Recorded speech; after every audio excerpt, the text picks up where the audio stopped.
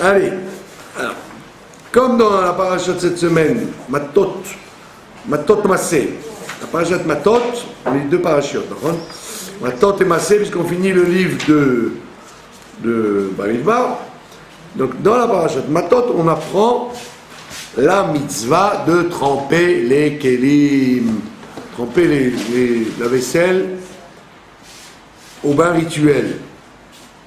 Comme ils disent les orthodoxes français, à tovéliser les kelim. Donc d'où on apprend, parce que dans les 40 ans qu'ils étaient dans le désert, ils n'ont fait la guerre qu'une fois à Amalek. Et la guerre d'Amalek, ils ont tout détruit. Ils n'ont rien pris. Il fallait tout détruire. Depuis les gens jusqu'aux enfants et donc ils ont tout jeté.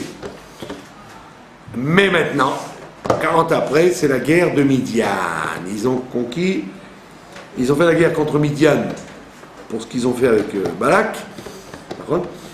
Et donc, comme ils ont fait la guerre de Midian, ils ont récupéré du bétail, des esclaves, des hommes, des femmes, des enfants, et donc ils ont récupéré de la vaisselle. Donc comme ils ont récupéré de la vaisselle, c'est là que s'est posé le problème, dans laquelle comment on appelle ça, l'erreur de Moshe, qui a dit qu'il faut d'abord tremper, enlever l'impureté quand un kéli passe de la propriété d'un non-juif dans la Kedusha d'Israël, la Touma du kéli, l'impureté restait sur le kéli quand elle rentre dans les mains d'un juif. Donc il fallait cachériser les kélim, enlever ce que les kélim ont absorbé comme cochon ou viande et lait, et en même temps il fallait aussi les tremper pour enlever l'impureté. Donc Moshe leur a dit, il faut d'abord tremper et après cachériser. Et Éléazar, le Kohen Gadol, le fils de Aaron, il dit, mais non, c'est le contraire, il faut d'abord cachériser, enlever la rouille et nettoyer pour faire sortir des pores, des kélim l'interdit, et rien qu'après tremper. Et c'est comme ça qu'on fait, d'accord? Comment il s'est trompé, Moshe? Parce que la Chassidoute explique que la cachérisation, ça touche l'intérieur. Le mikvé, ça touche l'extérieur, le makif. Or makif et or pnimi, comme on a vu lundi dans le cours sur la tfila. Donc lui, Moshe Rabbeinu, étant donné qu'il est très haut, donc il pense qu'il faut d'abord influencer de façon extérieure et après de façon intérieure, comme on fait dans la vie. Quand tu rencontres quelqu'un, tu lui parles de généralité, tu fais connaissance avec lui, après tu rentres dans les détails de la vie. C'est la différence qu'il y a entre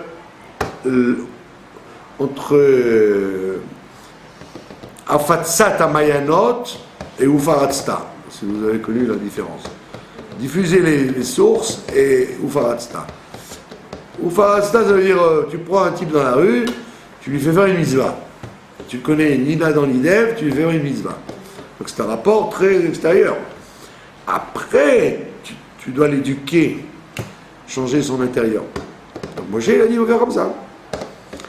Mais dans les kélim, c'est pas comme ça. Dans les kélim, d'abord tu enlèves le dégoûtant, roulé à courbe, ce qu'on appelle, ce que le kéli a absorbé comme interdit, et que quand il est propre, après tu le rends pur. C'est comme ça qu'on fait.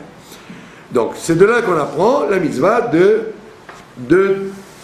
tremper les kélim de cette paracha de Matot. D'accord? D'accord? Maintenant, il y en a qui veulent dire que, étant donné que là-bas, dans la paracha, on nous dit qu'ils ont trempé les kélim dans un mikvé qui serait cachère, soit aussi bien pour une femme que pour une personne impure ou que pour un converti. Donc il faut que ce soit un mikvé hyper sophistiqué, pas n'importe quoi.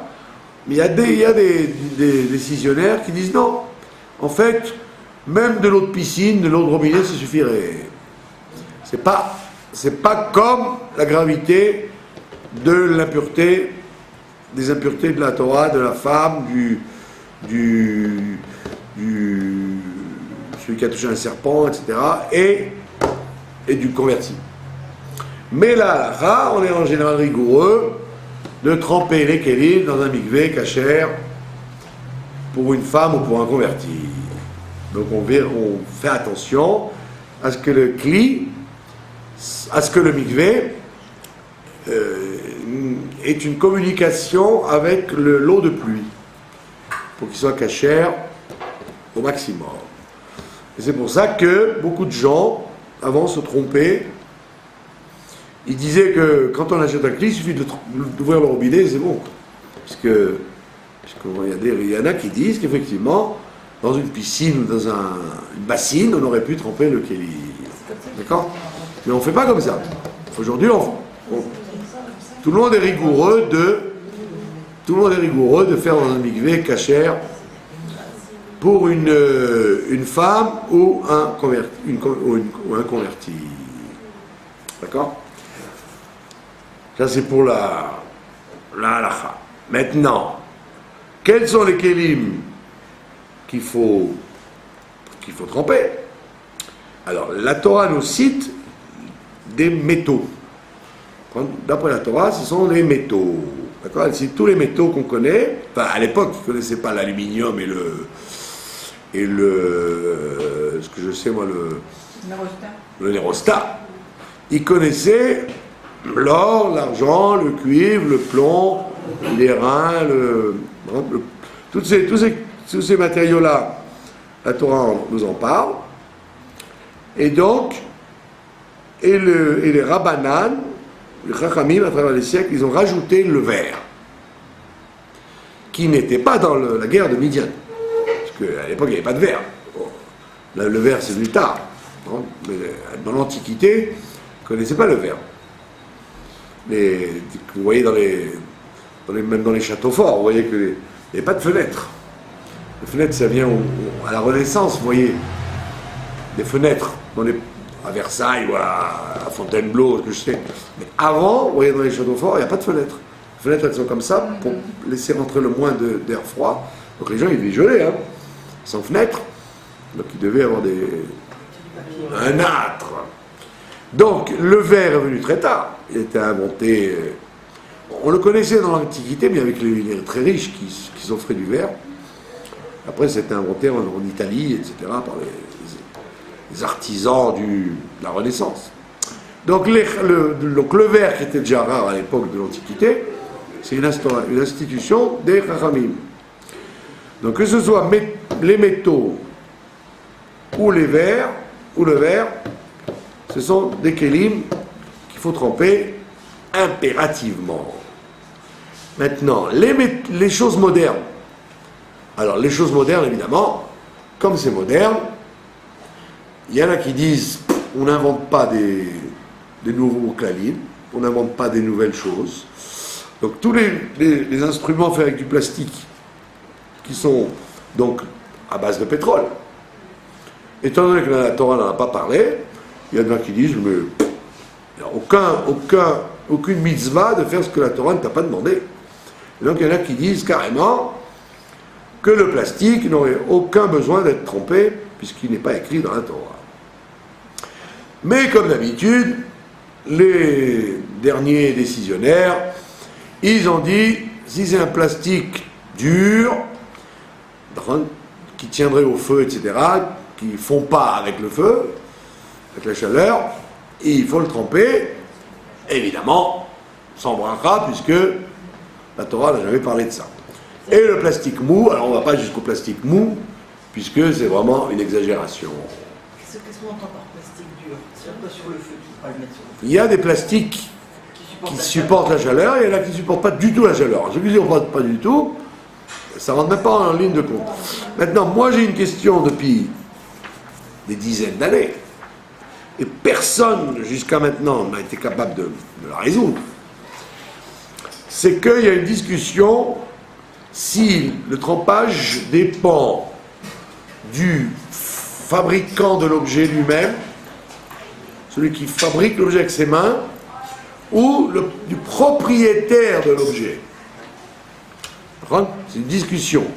Si moi, je suis propriétaire d'une usine et que je fais travailler des goïms dans l'usine, il y a une discussion. Est-ce qu'on va d'après le kéli qui est à moi ou d'après celui qui le fait avec ses mains? Et cette question n'a jamais été tranchée. Comme elle n'est pas tranchée, donc on aurait tendance à dire que, dans un cas de figure comme ça, on trempera sans bracha, puisque peut-être qu'on va d'après le propriétaire qui est juif. Et donc, nafkamina la halacha, si vous ouvrez Internet ou n'importe quel livre économique, vous cherchez une usine. Vous prenez Duralex. Duralex, c'est l'usine bien française, ou Uginox, usine bien française, en Aquitaine. On fait des verres avec à sable et des trucs arcopales, des trucs qui rentrent au feu. Vous dites, voilà, c'est un truc. Dans la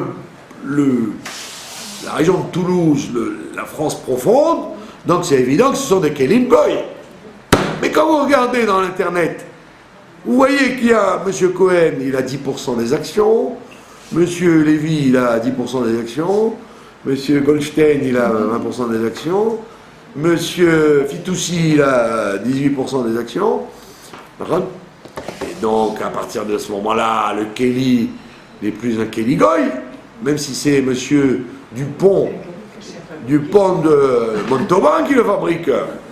Et donc à ce moment-là, moi je dis, et personne n'a le droit de me contredire, puisque je n'ai jamais trouvé la preuve contraire, je dis qu'aujourd'hui, il ne faut absolument pas faire de bracha du tout, sur tous les kélim qu'on peut acheter, parce que vous aurez toujours, quelque part en Chine ou au Bangladesh, des investisseurs juifs qui sont qui sont actionnaires de l'usine. Et donc, probablement, ça fait que brachot, peut-être, on va d'après le propriétaire, et le kéli est juif, il n'est pas un kéli goy. Donc, moi, depuis des dizaines et des dizaines d'années, je ne trempe jamais un kéli avec bracha. Et j'ai cherché dans les livres, et j'ai demandé à des rabbanim qui étaient censés...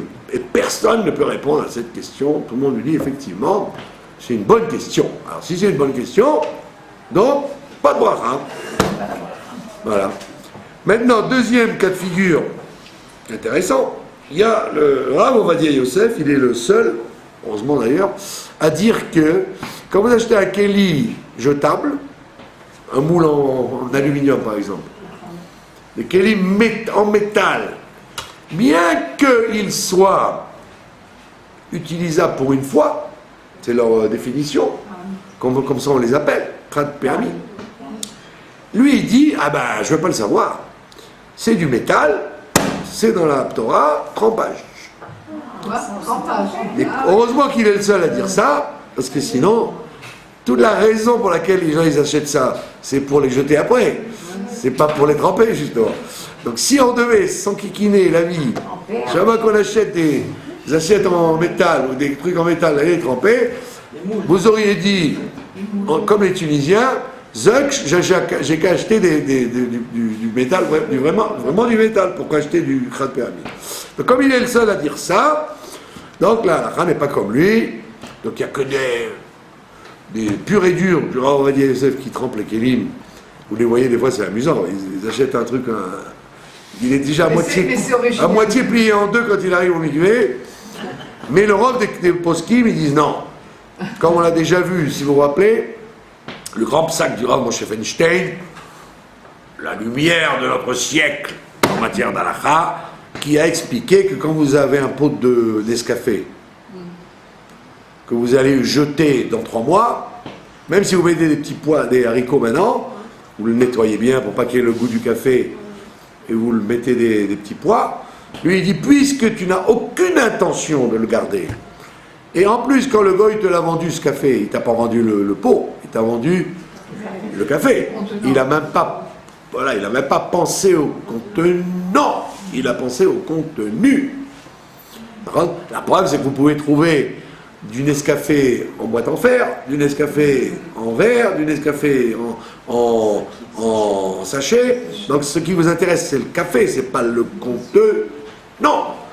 Donc le Rav Moshe Feinstein dit, tous ces trucs-là, il n'y a pas besoin de les tremper, puisque c'est appelé à être jeté, donc vous n'avez aucune intention de l'acquérir en tant que cli. Même si on le garde très longtemps. Même si on le garde très longtemps. C'est comme une boîte de conserve. Il y en a qui veulent dire, j'adore les psakim, litaïm et sfaradim modernes, qui vous cassent les pieds, qui vous empourrissent la vie. Il y en a qui disent, et tenez-vous bien, ils disent, tu achètes une boîte d'olives, d'accord, ou une boîte de cornichons. Il dit, comme il y a des gens, les cordonniers, les serruriers, ou vous-même, vous gardez la boîte pour mettre des clous, souvent, d'accord, où les schnorreurs de Jérusalem, ils gardent la boîte pour faire... Donc il dit, comme ce sont des boîtes qu'on garde, dès que tu achètes la boîte, vite, transvide, dans un autre kéli, parce que dès que tu l'as acquis, tu es en train de manger un cornichon dans une boîte non trempée. Et moi je dis, gardez la boîte autant que vous voulez. C'est pas parce que je garde des clous dans une boîte que ça me tient à cœur personnellement. Si j'ai un max stock, je trouve des beaux kélim à 2 shekels pour mettre les clous, je jetterai ma boîte de cornichons et je mettrai ça dedans. Donc je n'ai pas... Mettre les clous. Si c'est pour mettre des clous, il n'y a pas besoin de tremper. Non, vous savez que vous avez gardé le kéli. Oh, mais c'est pas pour mettre les clous. Alors il y en a qui vous disent, tu achètes une boîte de sardines, tu achètes une boîte de thon, tu achètes une boîte d'olives, tout de suite, vite, transvite, parce que dès que tu l'as ouverte, tu as fait un cli, il est à toi. Donc tu veux garder le cli, donc le marmire devra jeter la boîte de cornichons dans un autre kéli pour ne pas... Allons, soyons, la Torah n'a pas été donnée pour les litaïm. La Torah a été donnée pour les gens normaux, les êtres humains normaux. En général, une fois qu'ils ont fini les cornichons, ils viennent dans la poubelle. Et c'est pas parce que tu as un Pékin dans l'humanité qui garde la boîte pour mettre des clous que ça devient pour tout le monde un cli. Le khatrila, tu t'en fiches de la boîte. Si on te l'avait présenté en plastique, comme la mayonnaise. Il y a des gens qui achètent des pots de mayonnaise en verre parce que c'est meilleur, et il y a qui achètent des mayonnaises en plastique pour pas que ça se casse. Donc ils s'en fichent du cli. C'est pas il dit tiens, je vais en profiter, j'achète le pot en verre, comme ça je le garde. Non, j'achète le pot en verre parce que ça conserve le goût. Mais en vérité, le kéli, ce matin il y a quelqu'un qui a cassé un truc, tout le monde a dit kapara. Personne n'a dit on a cassé un kéli. Tout le monde a dit capara. J'ai dit capara, c'est pas sûr d'abord, parce que des fois il en faut plus pour faire la capara des fautes. Mais disons, quand vous cassez un verre, vous dites Mazal Tov, vous ne faites pas un scandale. Alors appelez votre raison un pot de Nescafé, une boîte de conserve, c'est pchita, n'importe quel être humain normal, il va pas être malade si vous l'avez jeté à la poubelle au lieu de le garder. Donc on voit bien que c'est pas un clic qui a une valeur. Et donc je résume tchic-tchac. L'intention du goy, en le faisant, elle est importante aussi. Oui, l'intention du goy, il n'a aucune intention de vous vendre le cli, il vous vend le contenu, c'est tout. Ouais, le contenu. Des fois, il arrive qu'il vous donne en même temps un verre à café ou un truc pour vous inciter à acheter le truc. Alors là, oui, ça, bien sûr, ils vont le tremper. Ils vous y vendent une belle tasse ou un beau verre pour que vous achetiez le café. Ça, évidemment, vous le trempez, le verre qu'ils vous donnent avec. Parce que c'est fait pour boire, c'est pas fait pour mettre le café. Ça veut dire que n'importe quelle bouteille qu'il achèterait, bouteille de vin, il faudrait qu'il la transvide immédiatement. D'après cette... Voilà, d'après cette théorie, si tu achètes une bouteille de vin qui est faite en France ou en Italie, dans un pays où il n'y a pas de bouteille faite par des juifs, dès que tu achètes la bouteille, d'après eux, il faudrait vite transvider la bouteille. Donc c'est la vie d'Itaïde, quoi. C'est la Hamra. C'est-à-dire casser les pieds aux gens jusqu'à ce que mort s'en suive. Voilà. Vous connaissez la blague. Il y a tous les Litaïm, d'ailleurs, comme tous les Rashi Yeshivot, ils sont spécialistes du Rambam. Ils étudient le Rambam. Et un jour, ils arrivent au Gan Eden, et puis alors ils font quelqu'un qui fait une très belle dracha. Très très belle dracha. Et tout le monde dit qui c'est qui a parlé? Alors Rambam dit c'est moi qui ai parlé. Quoi, toi tu as parlé? Ah, qu'est-ce qu'un séfarade il peut comprendre au Rambam? Mais je suis le Rambam. Alors c'est la même chose. On va faire dire à des œuvres, des trucs que même eux ils n'ont même pas réalisé qu'il y avait ça dans le livre. Ah ouais. Donc c'est facile de trouver sans arrêt des pinailler sur des détails à l'infini. Il faut être raisonnable. Donc là, l'allègement dans la halakha est plus utile que l'alourdissement. Bon, maintenant, qu'est-ce qu'on trempe comme kélim? Résumons-nous. Que les kélim qui servent à emmagasiner la nourriture ou carrément à la fabriquer. Donc un couteau, puisque vous coupez avec la nourriture, une fourchette, parce que vous trempez. Hein, mais quelque chose qui serait lointain, par exemple, un tire-bouchon, par exemple. Hein. Il y a des gens qui disent qu'un tire-bouchon en fer, il n'y aurait pas besoin, parce que c'est pas un instrument de conservation ou de contact de l'aliment. Alors, il y en a qui trempent ça parce que ça ne mange pas de pain. Ça rend apte à la consommation si on n'a pas ouvert. Voilà, il y en a qui vous disent oui, c'est vrai que sans tire-bouchon, tu n'aurais pas pu boire la bouteille. Par contre, mais comme c'est des doutes. Alors, quand on va tremper quelque chose, on trempe en même temps. Voilà. Mais si on n'a pas trempé le tire-bouchon, surtout le soir de Pessah, On peut s'en servir quand on même. peut s'en servir quand même. Voilà. Nous allons parler maintenant de la paracha, puisqu'il se fait tard. La paracha de cette semaine, on a dit il y a deux parachiotes. Dans Matot, donc il y a la guerre de Midian, de Sichon et de Og, etc.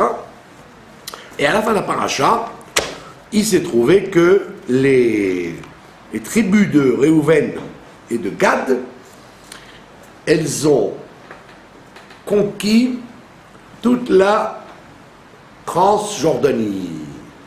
C'est-à-dire, sans traverser le Jourdain, c'est des territoires qui sont très plats, c'est la Jordanie d'aujourd'hui, quoi, et il y avait des grands territoires de pâturage. Donc les tribus de Gad et de Réhouven, ils viennent et ils disent on veut rester là, nous on ne veut pas traverser. Donc ils ont une partie à eux qu'ils avaient eue au tirage, de l'autre côté, mais ils ont une grande partie qui est en Transjordanie, et ça ils veulent garder ça. Et mon cher Rabbeinu s'énerve contre eux et leur dit vous faites comme vos ancêtres, vous ne voulez pas rentrer en Eretz Israël. Donc ils disent non, on va rentrer, on va faire la guerre avec vous, on va gagner la guerre, on va partager la terre, après on reviendra. Donc ils ont fait la guerre avec 14 ans, et après ils sont retournés. Et ils ont fait un vœu. Ils ont juré à Moshe Rabbeinu qu'ils n'allaient pas lâcher la guerre. Ils n'allaient pas lâcher leurs frères. Et pourquoi? Parce que Réhouven et Gad surtout, c'était une tribu extrêmement agressive. Gad, il a écrit que, comme ils mettaient les tefilines, faisaient attention aux tefilines, ils avaient la ségoula, la particularité, quand ils faisaient la guerre, de couper le bras et la tête d'un seul coup. Donc c'était des redoutables guerriers, et on dit que c'était là, comme quand on met les tefilines du bras et de la tête, donc ils coupaient l'ennemi de haut en bas, de bas en haut, pardon.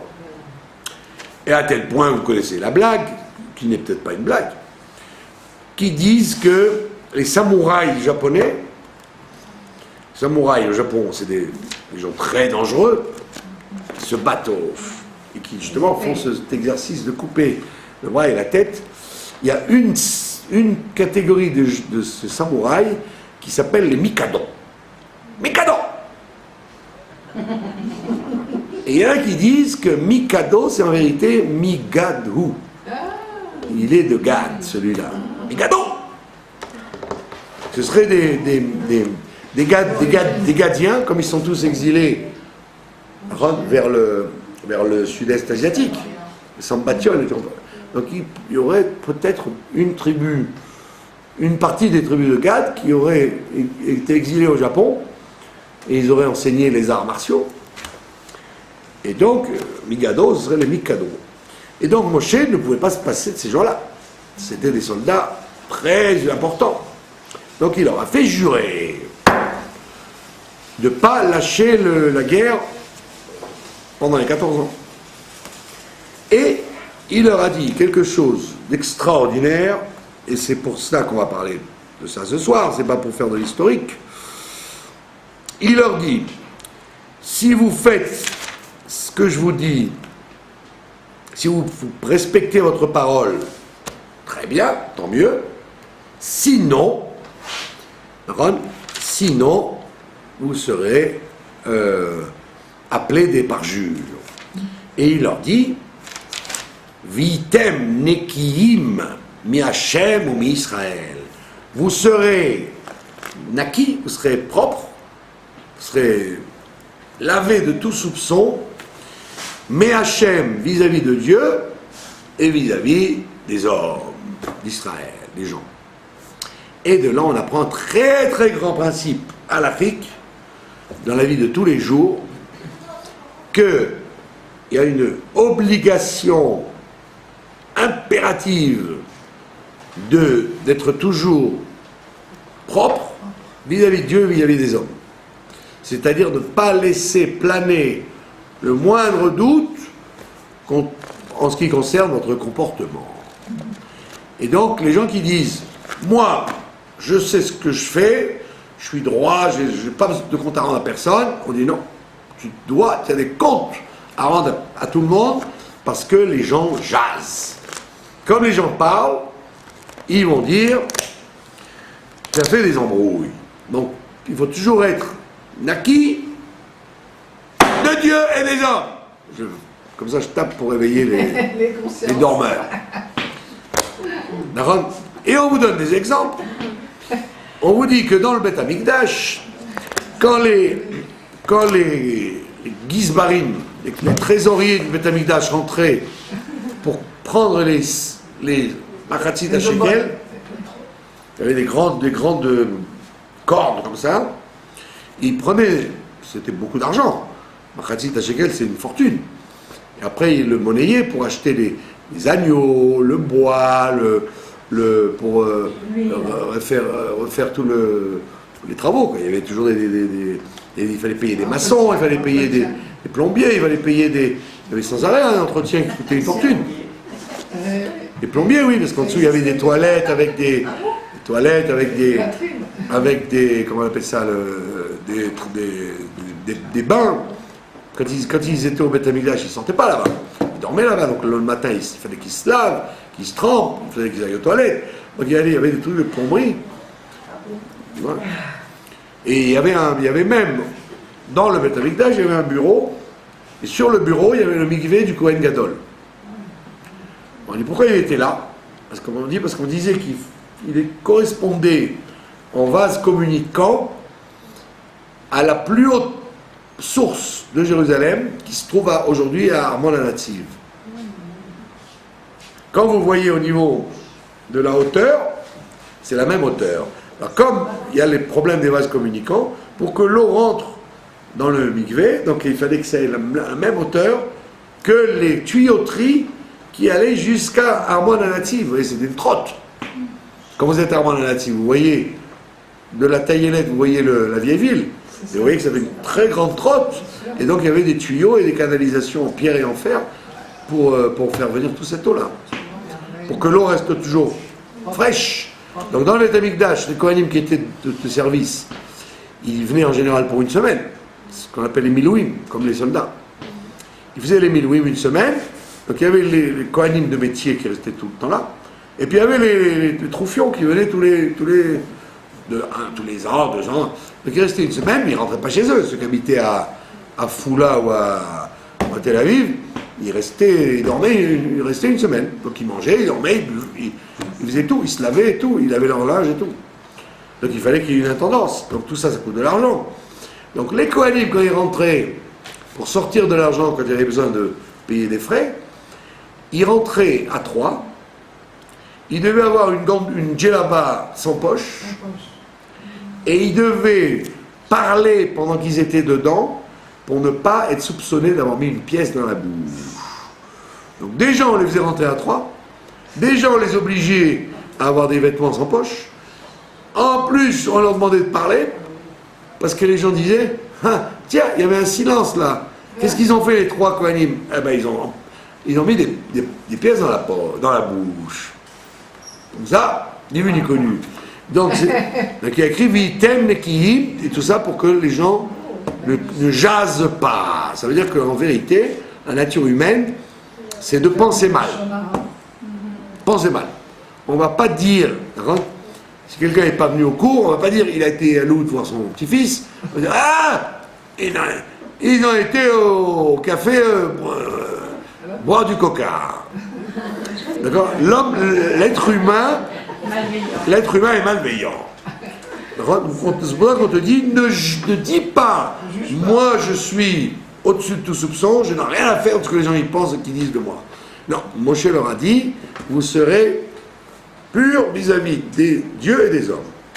Autre exemple, donc c'est là c'est l'origine de la halakha du fameux Maritaï. Maritaï, de ce qui a l'air d'être. Quand il y a ce qui a l'air d'être, l'ambiguïté. Pour éviter l'ambiguïté, on te dit ne rentre pas là-dedans. Et donc on voit bien que le Maritaïn, ce n'est pas une instauration des Chachamim, c'est une instauration de la Torah. Que si on va penser sur toi que, ne fais pas la chose. Et on voit ça aussi bien au niveau des mitzvot, aussi bien au niveau de l'argent, aussi bien au niveau de la sniout, de la pudeur. Donc dans tous les rapports humains, on voit qu'il y a une exigence d'être toujours droit, d'être propre d'après la Torah et Israël. Maintenant vous allez dire, alors il n'y a pas de fin. Alors justement, il y a une liste de situations. On ne peut pas inventer des maritaïm. On ne peut pas en inventer en disant, ah oui, mais aujourd'hui, non. Ce qui n'est pas comptabilisé dans le Talmud et les décisionnaires, on n'est pas obligé d'en tenir compte. C'est que là où la Torah a pensé que les gens sont malveillants, oui, autre chose, on ne tient pas compte. On ne pense pas que les gens sont à ce point-là sataniques, pour voir toujours le mal pour rien. Mais quand la Torah t'a dit oui, fais attention, les Chachamim t'ont dit tu dois faire attention, mais sur un autre truc, non. Je vous ai raconté une histoire qui m'est arrivée. À l'époque, il n'y avait pas de café, Nescafé en Israël, café français, quoi, le Nescafé français, le mug. Il y avait un magasin rue Gaza qui en vendait. Délicatessen, ça s'appelait. Mais dans le magasin, ils vendaient du cochon, ils vendaient des mollusques, des huîtres, des tas de trucs. Et ils vendaient aussi le Nescafé français. Et moi, je suis rentré pour acheter du Nescafé français. Et le gars, il me regarde. Il me regarde comme ça. Il dit, il va casser la boutique. Et j'ai acheté mon café. Et quand je suis sorti, je vous dis, j'étais pas frais. Parce que tous les gens, ils me regardaient comme ça. Qu'est-ce qu'il a été acheté là-dedans? Alors j'étais obligé de montrer que c'était du Nescafé. Parce que sinon, ils auraient dit, ah bah bravo! Pour un religieux, il a été acheté du saucisson de Bayonne. Donc vous voyez que les gens, ils auraient tout de suite dit, ben voilà. T'avais pas vu que c'était... Jugement à Non, ben, j'ai vu délicatesse, alors j'ai vu de loin comment on appelle ça, des poireaux, des asperges, des trucs un peu originaux, quoi, des cœurs de palmier, vous voyez, de la moutarde, des choses générales, mais il y avait toute une marlaka. Il y en a à Agrippas, il ne fait que ça. Ah ben vous pouvez rentrer, s'il est gentil, il va vous dire, vous n'avez rien à faire ici. Hein. Enfin, je suis rentré, ils vendent des crevettes, des homards comme ça, des trucs, ils vendent que du truc taref. T'as récidivé, t'es re-rentré dans le magasin. Non, celui-là c'est Agrippas. Alors, ils vendent que des trucs soi-disant de Thaïlande, de Chine, etc. Mais ce n'est que des choses interdites, quoi. Bon, Bekitsur, donc on voit bien qu'il y a écrit Vitem le Ki. Vous avez vu, donc on l'apprend du Bet Amikdash. C'est-à-dire que les Kohanim, qui étaient les trésoriers, ils étaient censés être des gens triés sur le volet pour leur honnêteté. Et on te dit non, les gens, qui c'est qui va les voir en plus? C'est un bureau fermé. Mais il y a des gens avec des jumelles qui sont venus aujourd'hui et ils viennent avec des jumelles. Tiens, les trois ils sont rentrés, il y avait des poches. Qu'est-ce qu'il y a dans les poches? Ben, ils vont mettre des pièces. Ah, c'est à cause de ça. Donc ils avaient une djellaba sans poche. Vous voyez? Un autre exemple, vous en voulez un autre? Eh bien, il vous dit, voilà, il y avait une famille très, comment dire, célèbre, qui savait faire les kétorettes, qui savait faire les encens. Ils avaient eu la technique des encens. Et d'ailleurs, ils ont été maudits parce qu'ils n'ont pas voulu la transmettre. Et après, on a perdu la recette. Mais du temps où il y avait le Beth Amikdash, on dit que les filles et les femmes de chez eux ne sortaient jamais parfumées. Malgré le fait qu'une femme aime se parfumer, ni les femmes, ni les mariés, ni les filles ne sortaient parfumées, pour ne pas que les gens disent « Ah, t'as vu? Ils se sont servis un peu des encens du Beth Amikdash pour leurs besoins personnels à la maison. » Alors pour éviter ça, aucun parfum, même s'il n'avait rien à voir avec le Ktoret. Vous vous rendez compte? Pareil pour la famille qui était spécialiste dans le pain, ceux qui faisaient les pains. Ils ne mangeaient jamais du pain de qualité, ils se faisaient toujours du pain de mauvaise qualité, pour ne pas que les gens, quand ils faisaient un mariage, parce qu'à l'époque il n'y avait pas de traiteur, les gens, il n'y a pas si longtemps, il n'y avait pas de traiteur, c'est les gens qui faisaient. Donc vous êtes invité au mariage de cette famille, ah, tu as vu les chalotes? Elles sont épaisses, hein? Ben, ils empochent du Beth Amikdash la farine des 12 pains, puisque c'est eux qui le fabriquent. Donc pour éviter ça, ils faisaient toujours du pain de mauvaise qualité, dans les mariages, dans le Shabbat, dans les fêtes, pour ne pas que les gens parlent sur eux. Donc vous voyez bien que on n'a pas le droit de dire moi j'en ai rien à faire de ce que les gens y pensent sur moi, moi je sais, Dieu m'est témoin que je n'ai jamais pris des ktorettes du Beth Amikdash, Dieu était témoin, pas témoin, les gens ils vont parler, donc n'utilise pas les ktorettes. Vous avez compris? Donc c'est une grande leçon d'Avat Israël, c'est-à-dire qu'on pense a priori que l'homme a un sale esprit, et donc ne prête pas le flanc à ce que les gens disent de toi des choses, parce que c'est la nature humaine. On ne juge pas le kav srout quand on juge toujours le kav roba, on juge toujours le mauvais côté. Et donc il faut faire attention à ça, et on voit qu'on apprend ça de la parashat Matot, des tribus de Gad et Réhouven, et que donc ça a une origine dans la Torah, et pas simplement une invention tardive de nos sages, mais c'est une obligation. Et donc c'est pour éviter de faire trébucher l'autre pour qu'il ne dise pas du mal. Quel rapport avec les tribus de Gad et de Réhouven dans le Marataïm? Parce qu'il leur a dit, vous avez promis, donc respectez votre promesse pendant les 14 ans qu'on va faire la conquête, et comme ça vous serez propre vis-à-vis de Dieu, vis-à-vis des hommes. Mais quel rapport avec le Marataïm? Je ne comprends pas. Non. C'est une promesse, c'est un vœu qu'ils ont fait. Alors voilà, alors ils auraient pu dire bon, on n'a pas eu le temps, il y a trop de bétail, tu s'excuses, au bout d'un an, parce qu'il n'était plus là, Moshe. Au bout d'un an, ils ont dit Yeshua, on est avec toi, puis après un an, allez, débrouillez-vous. Il dit non, vous serez propre vis-à-vis de Dieu et des hommes. Donc de là, on te dit qu'il faut, même s'il y a une chose sur laquelle tu aurais dit, ils ont promis à Moshe, on va quand même pas les soupçonner. Ils ont promis à Moshe, mais il va savoir qu'ils n'ont pas changé d'avis, que moi je ne vais pas les soupçonner d'avoir dit à ça à Moshe pour calmer l'affaire, mais qu'après ils ne vont pas le faire. Donc de là, on apprend que comment on appelle ça, la hiérarchie des choses qui fait que dans le monde, tu ne dois pas mettre une épreuve devant un aveugle, et vis-à-vis de ça, les gens sont aveugles. On voit ça dans Hanouka, à l'époque de Hanouka par exemple, si vous aviez 2 entrées, il fallait mettre deux Hanoukiyot, de peur que celui qui passe à droite, il va dire tiens, t'as vu, il n'allume pas la Hanoukia celui-là. Ah ouais, comme c'est des rabbanan, il n'a pas envie de... Donc tu dois allumer 2, alors que tu n'as pas besoin d'allumer 2. 2 aux 2 entrées pour que les passants de chaque rue ne disent pas. Normalement, il aurait dit sûrement il doit y avoir une autre entrée. Non, l'autre va dire ah, t'as vu, je croyais que c'était un religieux, il n'allume même pas la Hanouka celui-là. Donc on voit bien que ce soit les mitzvot, que ce soit l'argent, que ce soit la pudeur, etc., ne dit pas. Les gens ont qu'à bien penser, moi je fais bien, donc je m'occupe pas. Et comment on actualise à notre époque? Parce qu'avec les exemples que tu donnes, ça va très très loin.